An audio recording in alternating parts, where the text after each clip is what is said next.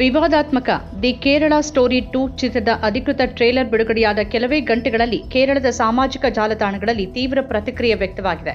ಟ್ರೇಲರ್ನಲ್ಲಿನ beef ಸಂಬಂಧಿತ ದೃಶ್ಯವನ್ನೇ ಕೇಂದ್ರವಾಗಿಸಿಕೊಂಡು ಮಲಯಾಳಿ ಬಳಕೆದಾರರು beef paratha ಉಲ್ಲೇಖಗಳೊಂದಿಗೆ ವ್ಯಂಗ್ಯ, ಮೀಮ್ಸ್ ಮತ್ತು ವಿಡಂಬನಾತ್ಮಕ ಪೋಸ್ಟ್ಗಳನ್ನು ಹಂಚಿಕೊಂಡಿದ್ದಾರೆ. ಟ್ರೇಲರ್ನ ಪ್ರಮುಖ ದೃಶ್ಯವೊಂದರಲ್ಲಿ ಬಂಧಿತ ಮಹಿಳೆಯೊಬ್ಬಳು ಹಸಿವಿನಿಂದ ಸಾಯ್ತೀನಿ, ಆದರೆ ಬೀಫ್ ತಿನ್ನೋದಿಲ್ಲ ಅಂತ ಹೇಳ್ತಾ ತನ್ನ ಮುಂದೆ ಇಟ್ಟಿರುವ ತಟ್ಟೆಯನ್ನ ಒದೆಯುವ ದೃಶ್ಯ ಇದೆ. ಬಳಿಕ ಆಕೆಗೆ ಬಲವಂತವಾಗಿ ಬೀಫ್ ತಿನ್ನಿಸುವಂತೆ ತೋರಿಸಲಾಗಿದೆ. ಈ ಚಿತ್ರಣ ಕೇರಳದ ಆಹಾರ ಸಂಸ್ಕೃತಿಯನ್ನ ಏಕಪಕ್ಷೀಯವಾಗಿ ಚಿತ್ರಿಸುತ್ತೆ ಅಂತ ಅನೇಕರು ಆಕ್ಷೇಪ ವ್ಯಕ್ತಪಡಿಸಿದ್ದಾರೆ. ಸಾಮಾಜಿಕ ಜಾಲತಾಣಗಳಲ್ಲಿ ಪ್ರತಿಕ್ರಿಯೆಯಾಗಿ ಅನೇಕರು ಬೀಫ್ ಭಕ್ಷ್ಯಗಳನ್ನು ಸವಿತಿರುವ ತಮ್ಮ ಚಿತ್ರಗಳು ಮತ್ತು ವಿಡಿಯೋಗಳನ್ನು ಹಂಚಿಕೊಂಡಿದ್ದಾರೆ.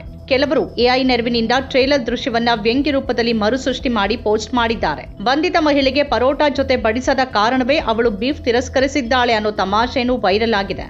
ಬೀಫ್ ಅನ್ನ ಬಲವಂತವಾಗಿ ತಿನ್ನಿಸೋದಾದ್ರೆ ಕೇರಳದ ಅರ್ಧ ಜನಸಂಖ್ಯೆ ಕ್ಯೂ ನಿಲ್ತಿತ್ತು ಅನ್ನೋ ಹೇಳಿಕೆಯನ್ನು ಚರ್ಚೆಗೆ ಕಾರಣವಾಗಿದೆ. ಇದಲ್ಲದೆ ಕೆಲ ಬಳಕೆದಾರರು ಮಲಯಾಳಂ ಸಿನಿಮಾಗಳಲ್ಲಿನ ಬೀಫ್ ಪರೋಟ ಸನ್ನಿವೇಶಗಳನ್ನ ರೀಪೋಸ್ಟ್ ಮಾಡಿಕೊಂಡು ಟ್ರೇಲರ್ನ ಚಿತ್ರಣವನ್ನ ತಮಾಷೆ ಮಾಡಿದ್ದಾರೆ. ಟ್ರೇಲರ್ನಲ್ಲಿ ಕೇರಳವನ್ನ ಭಯೋತ್ಪಾದನೆ ಹಾಗೂ ಬಲವಂತದ ಮತಾಂತರ ಆರೋಪಗಳೊಂದಿಗೆ ಜೋಡಿಸುವ ಪ್ರಯತ್ನ ಕಂಡು ಬರ್ತಿದೆ ಅನ್ನೋ ಟೀಕೆಗಳು ವ್ಯಕ್ತವಾಗಿದೆ. ಈ ಮಧ್ಯೆ ಚಿತ್ರಕ್ಕೆ ಸೆನ್ಸಾರ್ ಪ್ರಮಾಣೀಕರಣವನ್ನ ಪ್ರಶ್ನಿಸಿ ಸಲ್ಲಿಸಲಾದ ರಿಟ್ ಅರ್ಜಿಯ ವಿಚಾರಣೆ ಕೈಗೆತ್ತಿಕೊಂಡ ಕೇರಳ ಹೈಕೋರ್ಟ್ ನಿರ್ಮಾಪಕರಿಗೆ ನೋಟಿಸ್ ಜಾರಿ ಮಾಡಿದೆ. ನ್ಯಾಯಮೂರ್ತಿ ಬೆಜು ಕುರಿಯನ್ ಥಾಮಸ್ ಅವರು ಪ್ರತಿವಾದಿಗಳಿಂದ ಸ್ಪಷ್ಟನೆ ಕೋರಿದ್ದು ವಿಚಾರಣೆಯನ್ನ ಫೆಬ್ರವರಿ 24ಕ್ಕೆ ಮುಂದೂಡಿದ್ದಾರೆ.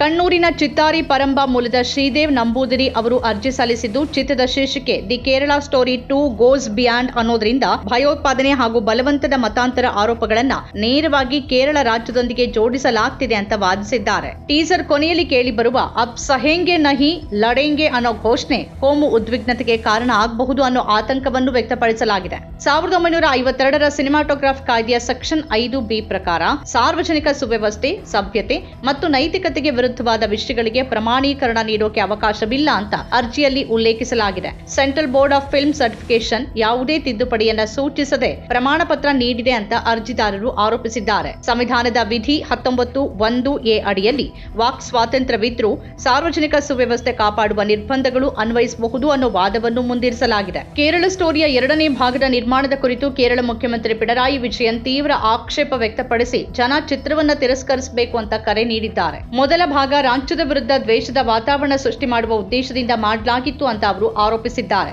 ಕೇರಳದ ಜಾತ್ಯತೀತ ಬುನಾದಿ ಸುಳ್ಳು ಪ್ರಚಾರದಿಂದ ಕುಸಿಯದಂತೆ ನೋಡಿಕೊಳ್ಳುವುದು ನಮ್ಮೆಲ್ಲರ ಜವಾಬ್ದಾರಿ ಅಂತ ಅವರು ತಿಳಿಸಿದ್ದಾರೆ. ಸಮುದಾಯಗಳ ನಡುವೆ ಪರಸ್ಪರ ಗೌರವದ ಪರಂಪರೆ ನೆಲೆಸಿರುವ ರಾಜ್ಯವನ್ನ ಭಯೋತ್ಪಾದನೆಯ ಕೇಂದ್ರ ಅಂತ ಚಿತ್ರಿಸುವ ಪ್ರಯತ್ನವನ್ನ ತಿರಸ್ಕರಿಸಬೇಕು ಅಂತ ಸಿಎಂ ಹೇಳಿದ್ದಾರೆ. ಸಾಮಾಜಿಕ ಮಾಧ್ಯಮ ಚರ್ಚೆ, ನ್ಯಾಯಾಲಯದ ವಿಚಾರಣೆ ಮತ್ತು ರಾಜಕೀಯ ಪ್ರತಿಕ್ರಿಯೆಗಳ ನಡುವೆ ದಿ ಕೇರಳ ಸ್ಟೋರಿ 2 ಬಿಡುಗಡೆಗೂ ಮುನ್ನವೇ ಮತ್ತೊಮ್ಮೆ ಭಾರೀ ವಿವಾದದ ಕೇಂದ್ರ ಬಿಂದುವಾಗಿದೆ.